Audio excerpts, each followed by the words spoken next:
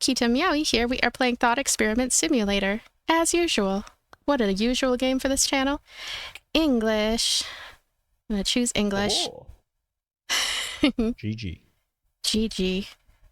The game saves automatically. Please don't turn off your device while this icon is visible. Got it. The game involves frequent clicking. If your fingers get tired, you can press the space key instead. However, you'll still need something. Unfinished version. Alright, this music,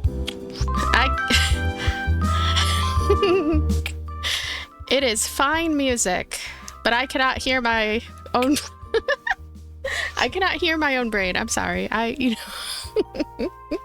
to get some headphones that have a volume toggle because, like, I cannot hear my own brain. Okay. I have very sensitive ears. Everything is like 10 times louder than it needs to be. Okay, so, which is weird because my hearing isn't great. I don't know. It's a complex situation. It's too. Let's get into more other types of complexities. Thought Experiment Simulator. This UI is reminding me of I don't know. It gives me a Nintendo vibe. I don't know why. It gives me some Nintendo vibes. Like maybe Rhythm Heaven or something. I don't know. Let's go ahead and play. We'll add to our wish list if we like it. Okay, so. I'm already confused. Story mode. Dive into debates between history's greatest philosophers, exploring thought experiments and gain insights through their perspectives. And here is sim mode. Various simulations of classical thought experiments without set goals, offering endless playfulness and contemplation. Challenge mode. Exciting challenges with time limits, resembling sim mode, with slightly different rules suggested to play after experiencing sim mode. I'm gonna go with story mode. It sounds uncomplicated. Now, the others sound interesting, though. I use that word too much. Interesting. Let's go. Play in the full game. Let's go and do trolley problem. I am familiar with the trolley problem. Let's kill that man.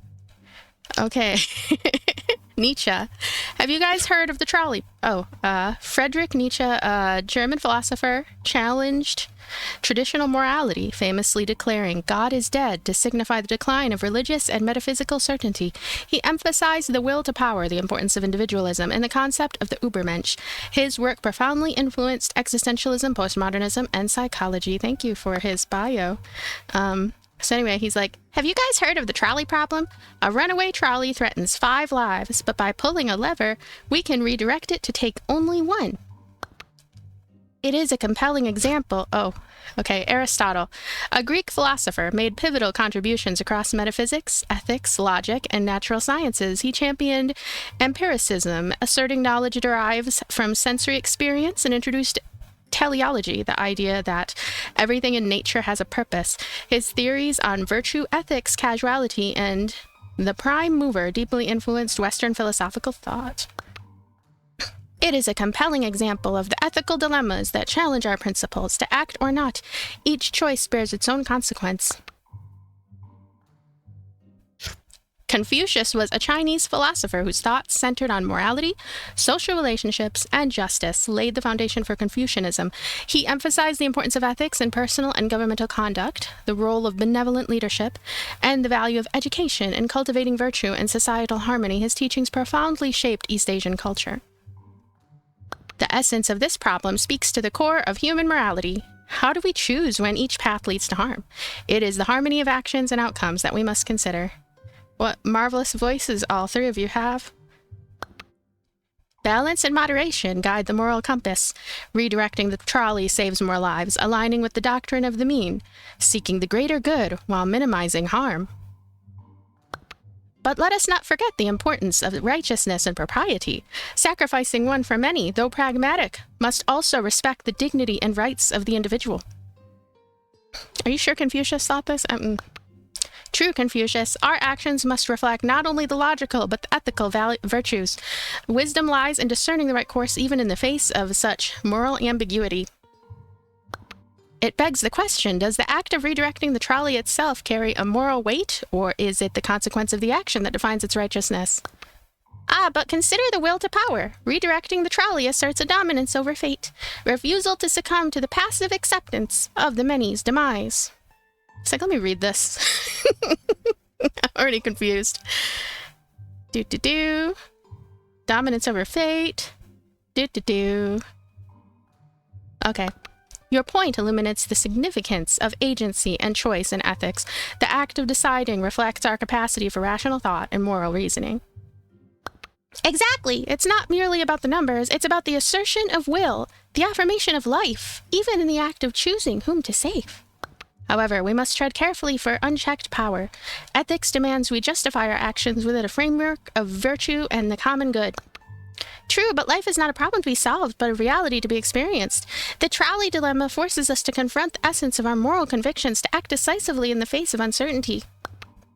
So what then? Shall we reduce morality to a mere calculation, a balancing of lives, as if they were numbers on a ledger? Your perspective reminds us that the essence of morality lies beyond mere calculations. It is the intention, the righteousness of the action that truly defines its moral value. Well said, Confucius. The virtue of an action lies not only in its outcome, but in the moral character that guides it. To act justly, one must be just. Yet let us remember, the trolley problem, like life, offers no easy answers. It is through these debates that we sharpen our understanding of morality. All right. That was very helpful. The trolley problem presents a moral dilemma where a runaway trolley can be redirected to save many lives at the cost of one.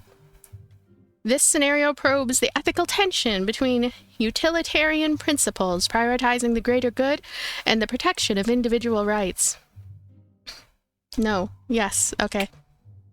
So I get to welcome. choose. I suppose you're here for something entirely ordinary. Oh, wow. Voice acting. But let me be clear.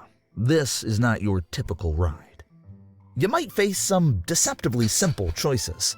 Twists on the classic trolley problem. But remember, not everything is as it seems.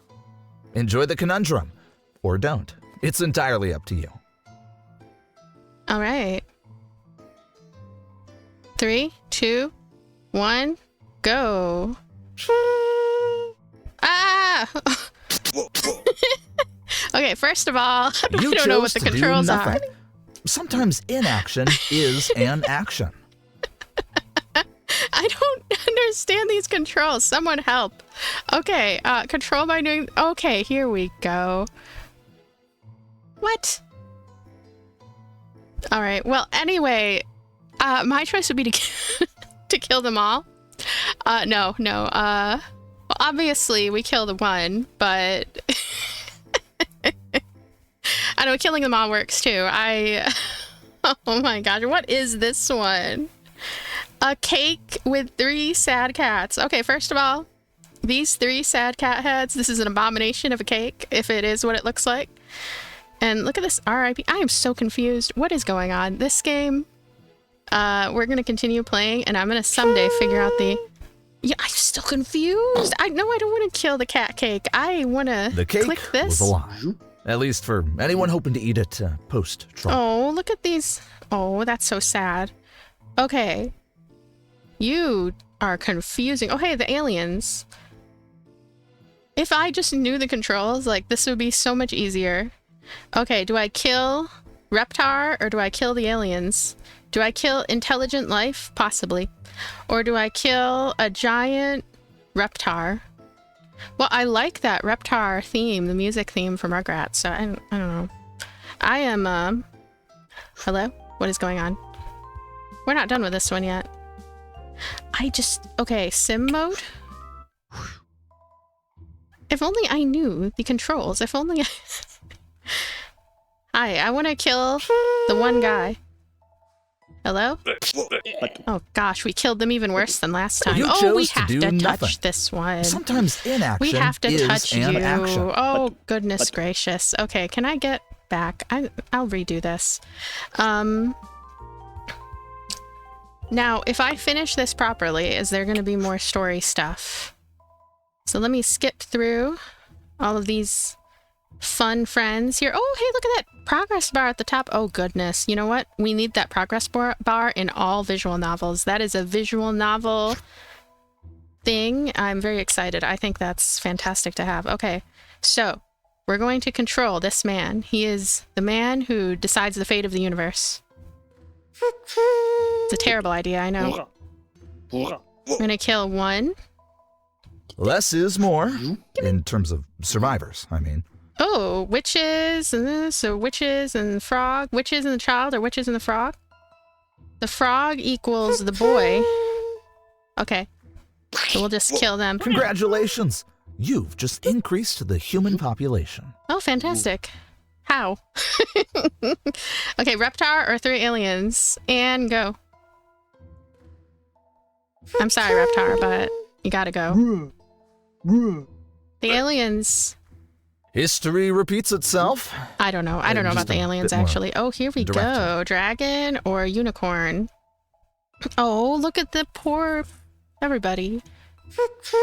Okay. We're going to choose Looks like you prefer unicorn. a more colorful commute.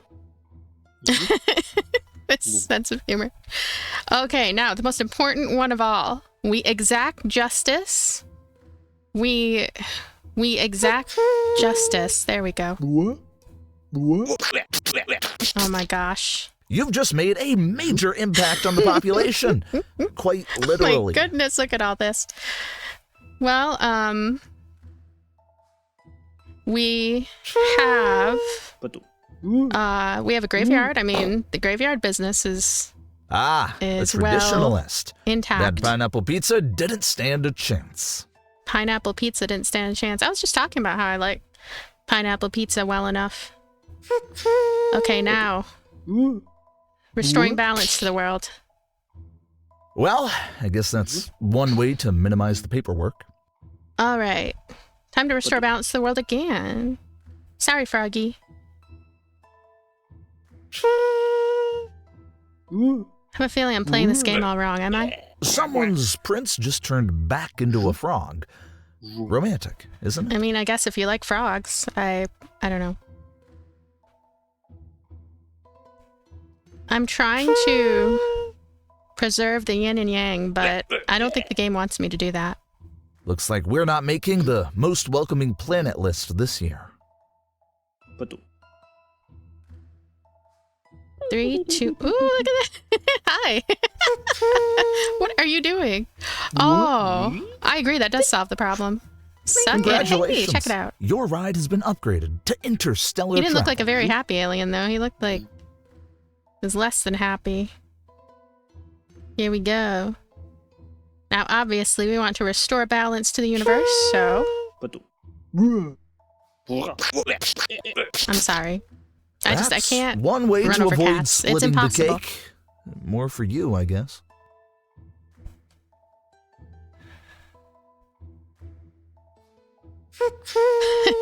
I like this game's sound effects.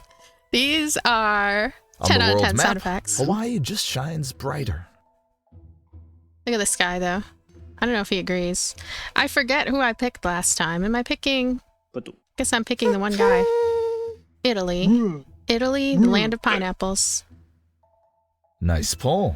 Very decisive.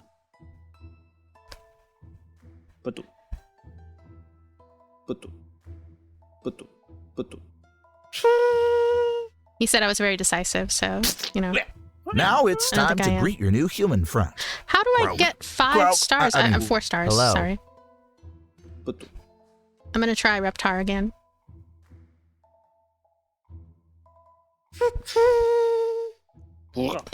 Here we go. There you go, Well Reptar. done. You've just made the dinosaurs even more extinct. Oh. Okay, I'm gonna choose the unicorn. I just want to get 4 stars, and I don't know what the game wants. I don't understand this game's logic. Look at that. A touch of unicorn magic. Grr. Okay, I guess killing more people means more stars. More stars in the sky.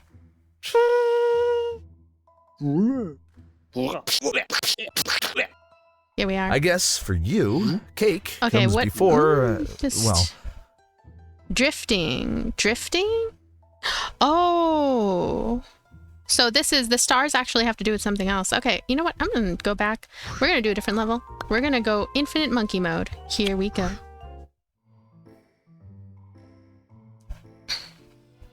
Wollstonecraft. Mary Wollstonecraft, a British writer and philosopher, is renowned for her advocacy of women's rights. In her groundbreaking groundbreaking work, A Vindication of the Rights of Woman. She argues for women's education and equality, challenging the traditional notion of women's inferiority to men and laying the foundation for feminist thought.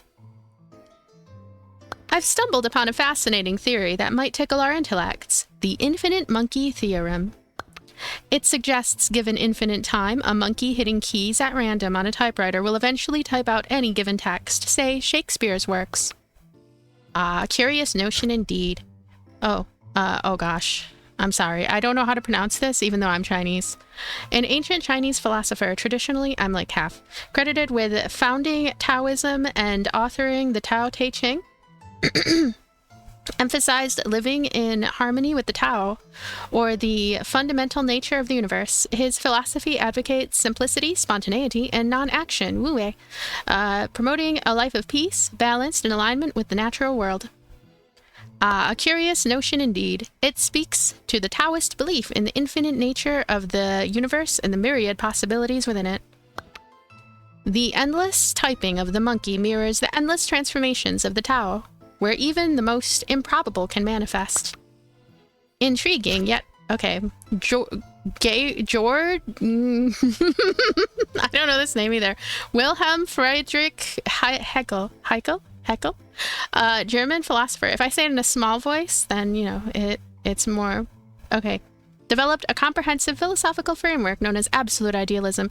He emphasized the dialectical method, proposing that history and reality progress through contradictions and their resolutions, leading to the evolution of ideas. Hegel's work on the nature of freedom, consciousness, and the state has profoundly influenced Western philosophy.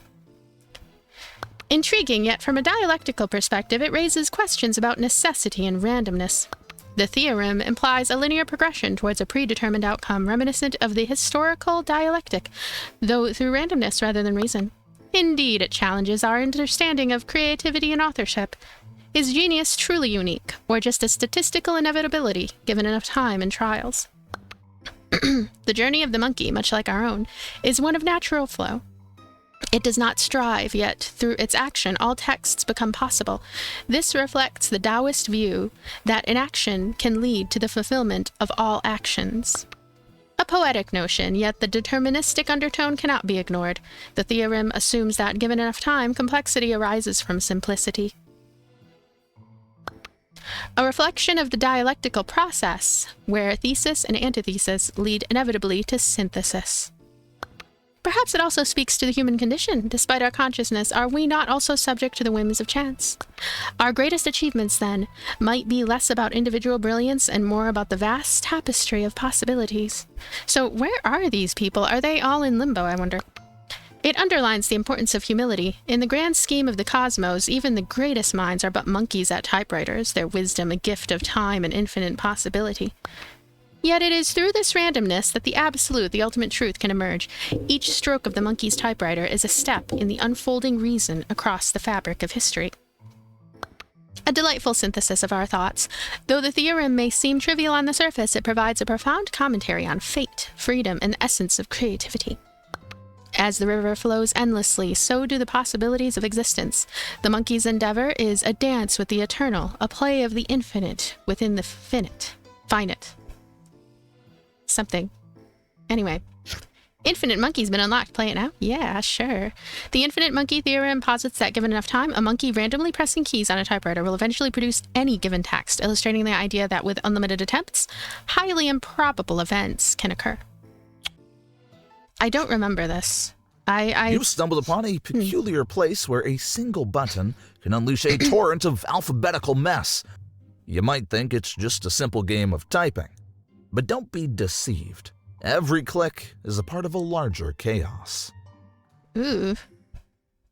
Push the button? Push the button. The journey of 1,000 clicks begins with a single tap, doesn't it? No, B, huh? Push the button? Push the button. Push the button. Push the button, push the button, push the button. Push the button. Endless buttons. Endless possibilities. Aha! A promising start. Is that it? First letter just clicked into place. Oh. This is like how I solve puzzles in video games. Where is O? It also reminds me of 2 Danganronpa down, for some a reason. few more to go. Trying to hunt down those letters. Here we go. Monkey. Which is funny because Monkey is right here next to me. He wants to jump on my keyboard and destroy my recording. He is adorable. He is the king Almost of the a universe. full word. Just a bit more to complete your masterpiece. I feel like this is not what they meant when they're talking about a monkey tapping keys. This is like the fast track cheating version Congratulations. of this idea. Nicely done. Oh, but wait. What's this?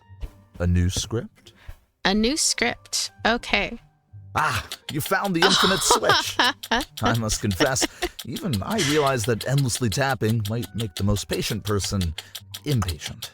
So consider this a small mercy to spare your clicking finger. Alrighty. Enjoy the show. Let the monkey do its work. All right.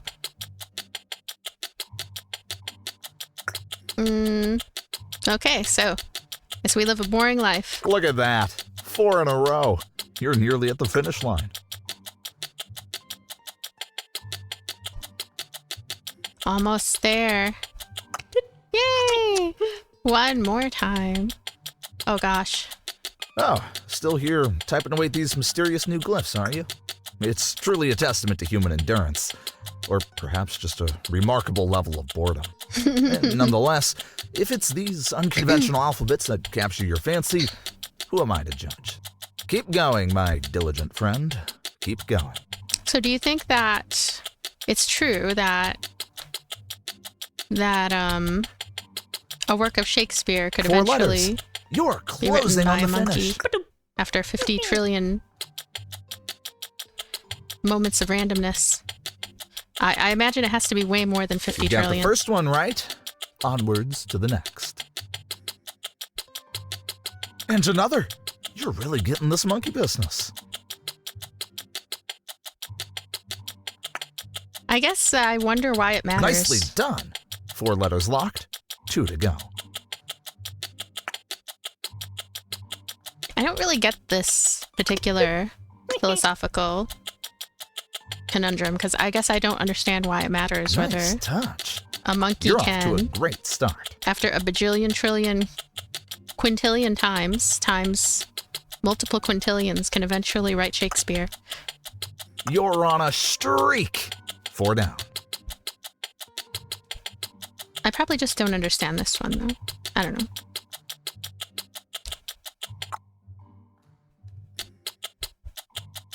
Now, how miserable would I... Hey, I found it anyway. Yay! Okay. Oh, monkey. I know. Monkey is spoiled. He is a spoiled kitty. You guys. Oh, naughty. Trying to take that out. So what other hidden Unplugged. fun? And unsurprisingly, How about Nothing's unplugged happening. and then we just keep trying, even though it's not worth it to try when it's unplugged. Okay, I'm gonna look it up. 1,000. Okay, so that one. Ooh, let me go back. Okay, so I'm gonna try Veil of Ignorance.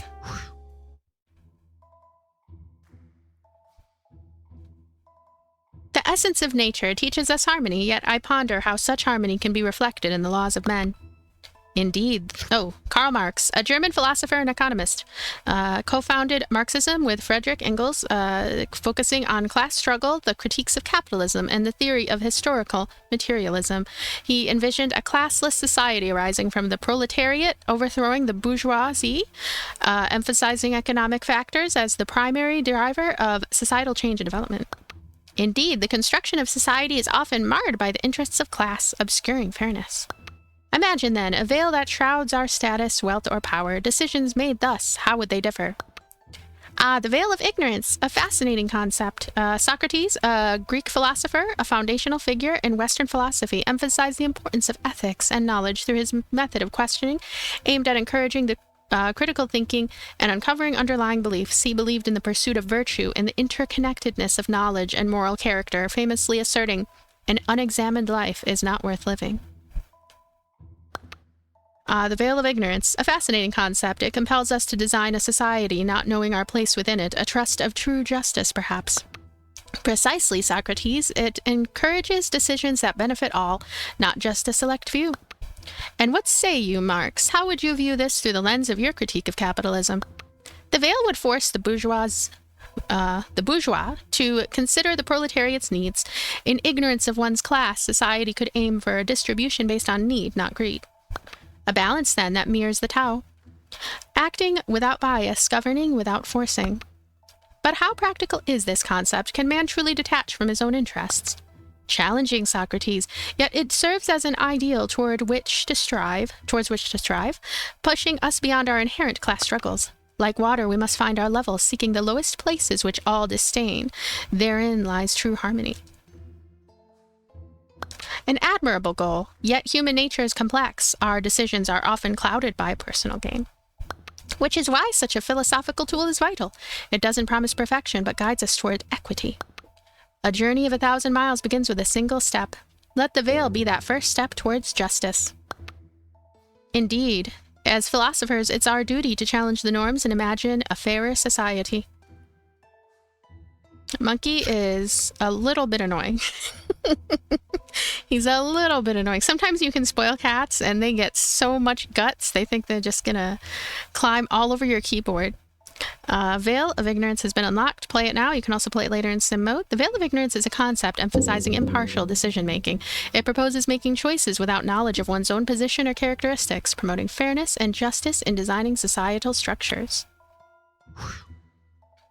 A veil that hides not just figures, but choices. Distribute these coins, will you? Without knowing which piggy is your ally in this game of unseen fairness. After all, the coins are yours to allocate, and the consequences, well, they're yours to discover. Okay, so, could be anyone's game, right? Anyone's. I'm going with 1. And with a single coin, the game of unseen stakes begins. I'm going with 2. I'm going with 3. I'm going with 2. I'm going with 5. Going with 4. 2. 2, 4, 5, 2, 2. Oh, that's me. I was the one who ended up with 2. Okay. This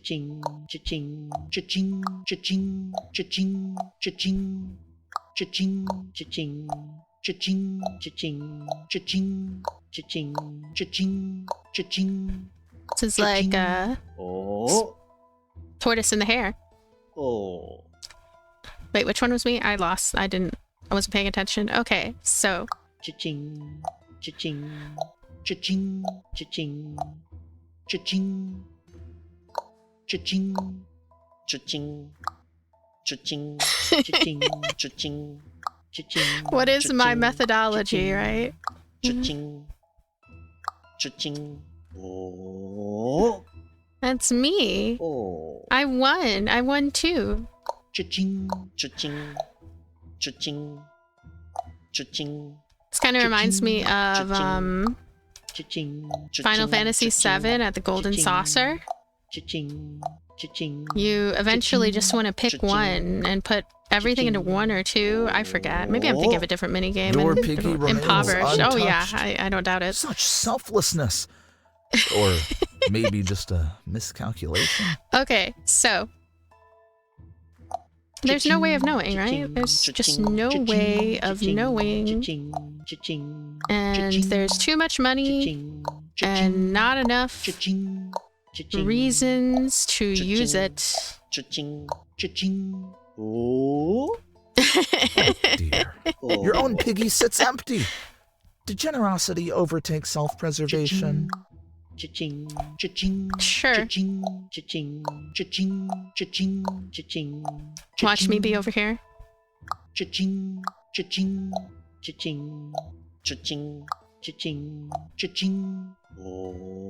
Oh my gosh, check it out. I was over there. That's so funny. Or is it a masterclass in charity? Masterclass in charity. Masterclass in not caring about money. Where is... No, I do care about money to a point. For example, there's a plushie that I am like... Ooh, I'm obsessed with this plushie. The other piggies appreciate your generosity. And what's funny is that... the plushie that I'm talking about, right? It's not even a legit plushie. It's one of those, like, aftermarket plushies that's probably violating some copyright, but you know what? No coins for you. I like it. You're the host at a party you forgot I want to it. attend. And the price is too stupid. It's too stupid. Okay, where is this? And also, my cats will end up tearing it all up. Oh, what a selfless sacrifice. No coins for you? How nobly My impoverished. cats will destroy that plushie day one. So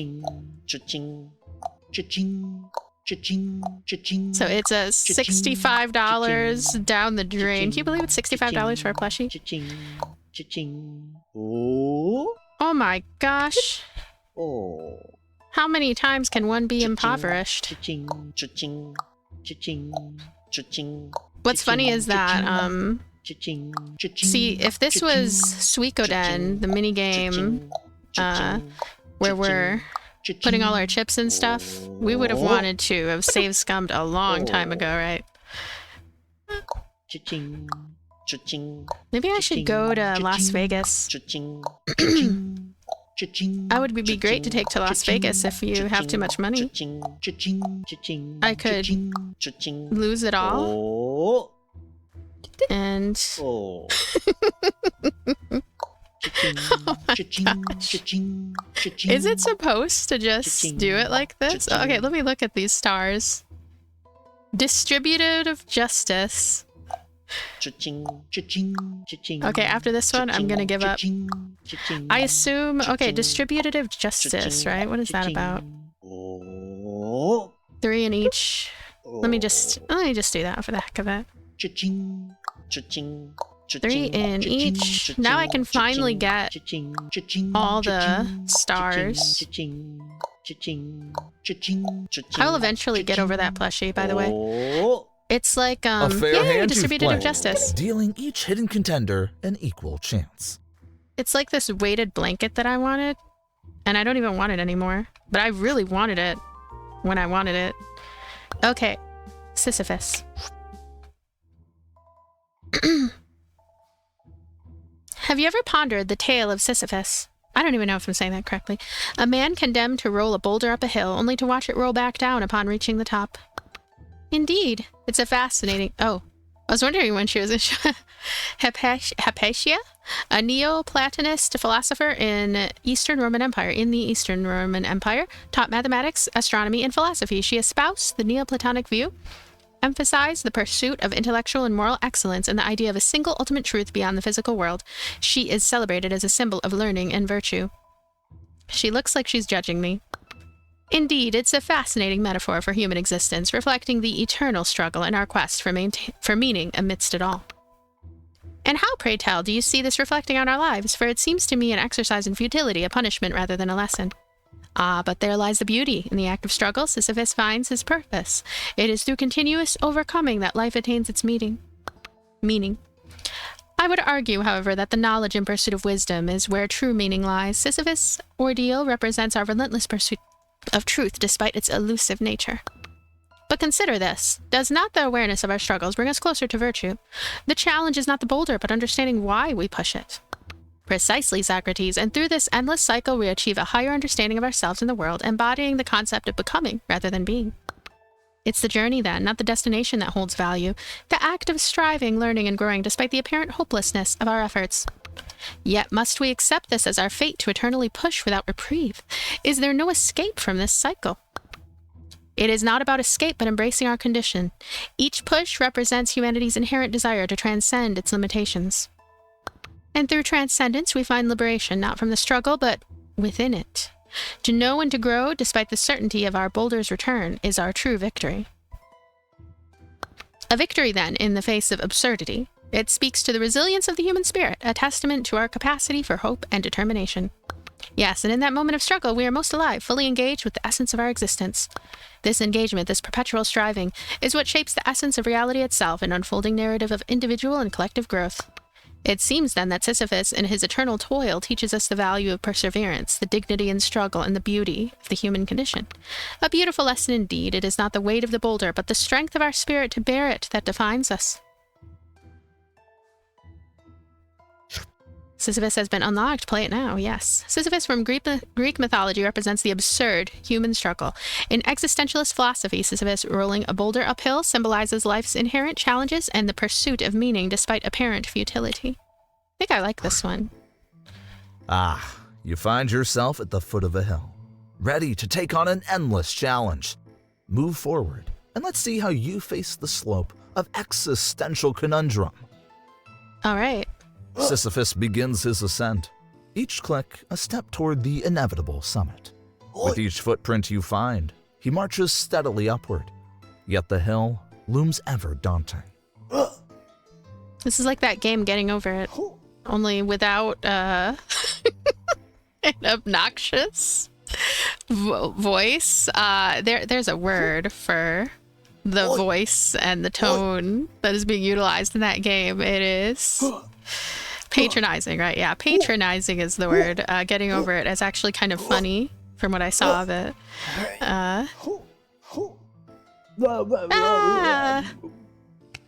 Over again. Oh, what's this? A new hat for Sisyphus. Here's hoping a little novelty goes a long way in this. Hey, you knocked off his hat. Poor Sisyphus. As if his task wasn't hard enough already. Now, because of your click, he's got to face that uphill battle bareheaded. Watch where you're clicking next time. Sorry. I didn't know I was clicking it. I was curious about it. I wanted to touch it. I just wanted to touch his head. Like, maybe he'll have a new hat, though. I totally won't knock this one off. Sisyphus has switched up his headgear again as he resets his climb. Who knew that fashion could make an ancient punishment a bit more interesting? Oh, the woman. Do you see what I'm doing? I should have hid the mouse so you can't see what I'm doing. See, this is the unpushable hat. That's what every human needs. It needs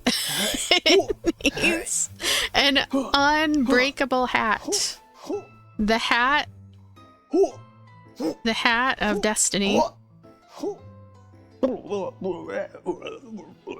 He needs a bigger hat. Okay, I'm sorry, but I'm not going to destroy this hat. This hat is the hat that conquers destiny itself.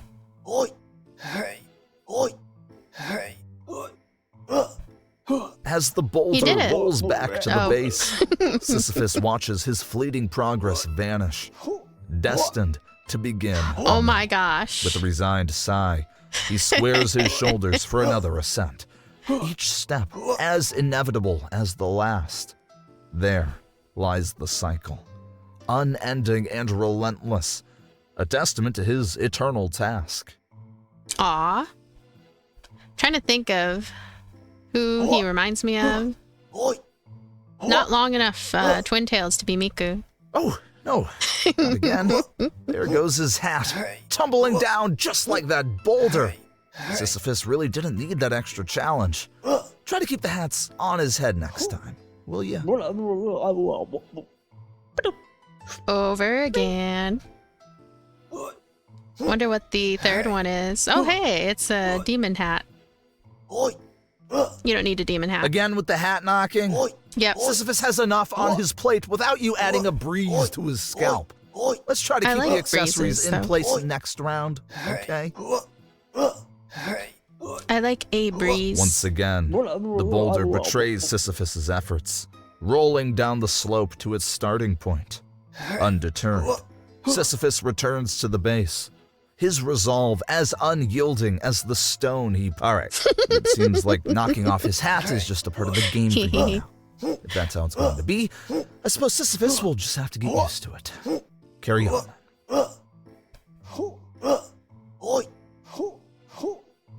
I wonder if it's knocking every hat for the third one.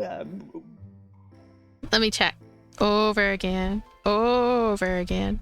Yeah, I don't know what that's about, but we're going back. And you know what? I've been doing this for quite a while, so I'll let the last one be a surprise if you want to check out the demo before Steam Next Fest ends. This is a very amusing game. A lot of effort has been put into it. It's very cool. It's fun. I like it. It's enjoyable. It's not quite what I was expecting. I don't know what I was expecting. I wasn't expecting it to be very comical and entertaining and all of that while still kind of keeping to the topic at hand, let's say. I think it's a lot of fun.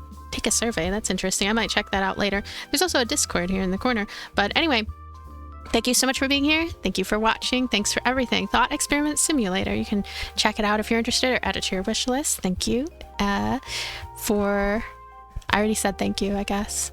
Yeah. Bye.